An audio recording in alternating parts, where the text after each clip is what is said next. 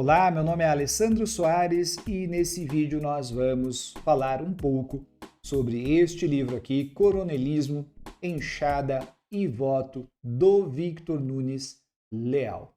E antes da gente falar do livro, eu já quero pedir para você se inscrever aqui no nosso canal. Se você gostar desse vídeo, curte, comente, porque isso é importante para nós, e se puder, compartilhe também com os amigos.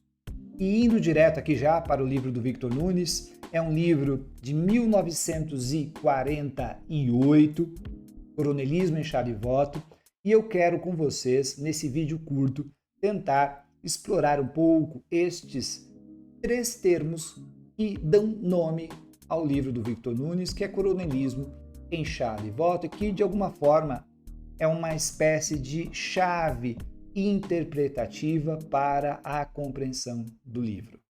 Começo falando do termo coronelismo. O fato é que todos nós conhecemos já esse termo. Afinal, coronelismo tem a sua origem no termo coronel. E no Brasil, quando uma pessoa chama a outra de coronel, normalmente isso é uma acusação. Melhor dizendo, essa pessoa está acusando a outra de estar agindo como um coronel. Portanto, é um termo que tem um sentido, um significado negativo, pejorativo. Normalmente é quando uma pessoa age com arbitrariedade, com abuso e assim por diante. Então vejam que nós temos já mais ou menos uma ideia do que seja um coronel, ou melhor, o que seja uma acusação de ser um coronel. O Victor Nunes retoma isso, ele sabe disso, isso é importante para ele. Ele retoma esse sentido, ele faz uma exploração histórica com relação a esse sentido, aos tipos de comportamento que fazem parte do mundo do que ele vai chamar dos coronéis. Mas, para o Victor Nunes, a noção de coronelismo é algo mais. Ele toma emprestado esse fenômeno e tenta visualizá-lo de uma maneira estrutural. Vejam o termo que eu estou utilizando, de uma maneira estrutural. E como é que ele faz isso? Ele vai enxergar no coronelismo não simplesmente um comportamento de coronéis do interior, de municípios pequenos, etc. Não, ele vai enxergar como um sistema político de dominação. Veja, um sistema de dominação política. Guardem essa primeira referência, ou seja, o coronelismo para o Victor Nunes é um sistema, aliás, várias vezes ele faz questão de afirmar isso sobre a questão do livro dele, que é Coronelismo, Enxada e Voto. Então, coronelismo é um sistema de dominação política e que se expressa e que se consolida de maneira mais forte e com os contornos mais definidos durante um período histórico do Brasil. Cuidado! Durante um período histórico do Brasil. Qual o período? A Primeira República. Ou seja, a obra tem como referência a Primeira República. É claro que esse marco histórico pode ser ultrapassado, mas para ele é a Primeira República que vai representar isso, por causa de alguns elementos. Então guardem isso. A primeira coisa que nós vamos guardar é que o coronelismo é a expressão de uma dominação política, de um sistema. O segundo termo do livro que nós temos aqui é enxada. O que a enxada nos remete? Remete à ordem econômica, ou melhor, à estrutura econômica.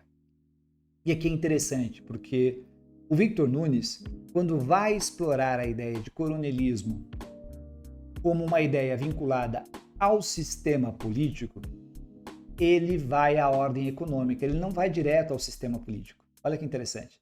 Ele não vai analisar como é que funciona, qual é o funcionamento do sistema político na Primeira República, como se elegem os governadores, os presidentes. Não. Ele vai na ordem, na estrutura econômica, que para ele é a base do sistema. E qual é a estrutura econômica que ele encontra? Em primeiro lugar, é uma estrutura econômica herdeira. Cuidado! Herdeira de toda uma tradição escravocrata. Atenção! De toda uma tradição escravocrata. De exploração e abuso de poder. De expressão de violência. Ele sabe disso. E de grande propriedade rural. Então ele vai identificar o grande latifúndio como formador da estrutura econômica brasileira. Isso é o palco onde a estrutura política vai subir. E mais do que isso, ele vai verificar que com a Primeira República, ou seja, já não havia propriamente aí um regime de escravização, do ponto de vista formal, e com a República você tem no interior do país a estruturação de vínculos muito fortes, olha só, de dependência, e cuja origem estava então no período histórico anterior. Ou seja, ele vai identificar o grande latifúndio, o grande proprietário e uma multidão, a gente pode falar assim, de pessoas dependentes de senhores. Atenção, uma multidão de pessoas dependentes de senhores, olha só, cuidado com o termo, para sobreviver. A sua sobrevivência depende dos grandes senhores de terra. Então, o mundo agrário, esse mundo econômico, é um grande mundo de dependência, de muita pobreza, de grandes latifúndios e de exploração brutal do trabalho. E de vínculos pessoais, por óbvio, de ausência de Estado, de necessidade de favores e assim por diante. Essa é a estrutura econômica desenhada pelo Victor Nunes. E aí nós podemos passar já para o terceiro termo do livro, que é o termo voto, que nos leva então ao regime representativo. Regime representativo. Onde surge o termo voto? Qual é o seu locus, a sua localidade geográfica? Ela não é, logicamente, no Brasil. Ou seja, é um termo, que eu vou chamar aqui, o Victor Nunes não fala dessa forma, tá? Mas é um termo importado. Ou seja, em algum lugar, logicamente na Europa, você vai ter a estruturação e o fortalecimento de regimes representativos. A ideia de representação política, de voto, etc. E neste local, onde se estrutura essa noção de direitos, de voto e de cidadania, é um local que passa por revoluções burguesas. E são locais onde vão ocorrer, na verdade, industrialização, onde vai ter comércio meio urbano, olha só, cidades, urbanização. E eu pego então este fenômeno, esse instituto jurídico, que é o Instituto do Voto e da representação política, eu retiro do locus original dele, entre aspas aqui, e coloco em cima desta sociedade brasileira, que está saindo, portanto, de um período brutalizante do Império, de escravização, de não cidadania, entrando num novo período, entre aspas aqui também, e eu coloco a ideia de que agora tem que ter eleição. E nós temos que expandir o direito de voto. E claro, quando nós falamos em expandir o direito de voto, nós temos uma massa gigantesca de pessoas no interior do país, nas pequenas cidades, nos pequenos municípios. E essas pessoas têm uma relação de dependência direta com chefes locais, que nós chamamos de coronéis. Então vejam, na medida que eu preciso de voto a partir de agora, a partir da Primeira República, uma amplificação da noção de voto e da competição política, eu tenho que fazer uma adaptação, porque vejam, essa ideia de voto, de representação política, está nesse exato momento fora de lugar. Em que sentido fora de lugar? O seu ambiente natural de nascimento se dá na Europa, se a gente puder tomar isso como referência, a partir de processos revolucionários. E você traz para uma sociedade não só onde não ocorreu uma revolução, onde os grupos sociais não têm nada, não têm nenhuma relação de cidadania estabelecida. Vejam só. E aí eu tenho que fazer uma adaptação do sistema político.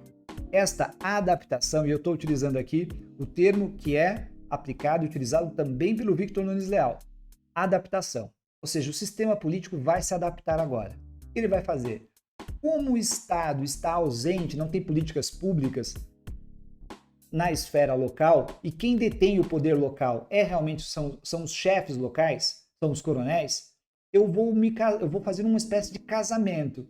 O Estado, o poder público, vai entrar numa espécie de acordo a partir das elites, num acordo com os coronéis, dizendo, olha, vocês garantem os votos para nós, porque nós precisamos de voto, nós precisamos criar pelo menos um imaginário eleitoral, Então, a competição eleitoral depende, então, do controle dessa massa. Daí nasce a ideia, você já deve ter escutado o termo curral eleitoral, voto de cabresto e assim por diante.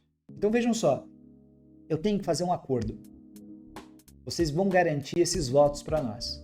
E, em troca, nós vamos dar honrarias, liberdades públicas para vocês, para as elites locais, para os coronéis, e vocês vão poder utilizar do poder público nestes ambientes interioranos rurais. Então é uma espécie de troca que vai acontecer aqui, olha que interessante. É este o sentido, no Victor Nunes Leal, do coronelismo. Vai criar-se um sistema adaptativo entre a representação política e as políticas e a vivência econômica que existe nos municípios. E eles vão ter que se adaptar.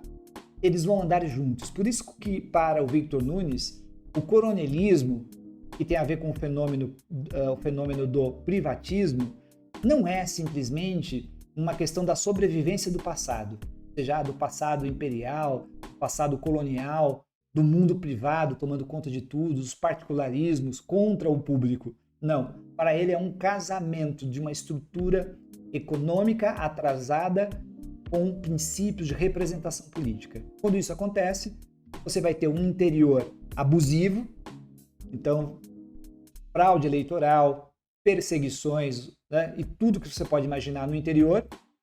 Os governos estaduais e nacional fazem vista grossa com relação a isso, porque isso é o que possibilita o voto, possibilita que eles ganhem eleições. E é claro, tem várias questões em aberto aqui em Victor Nunes. Como solucionar esse problema? Como ultrapassar esse período coronelista?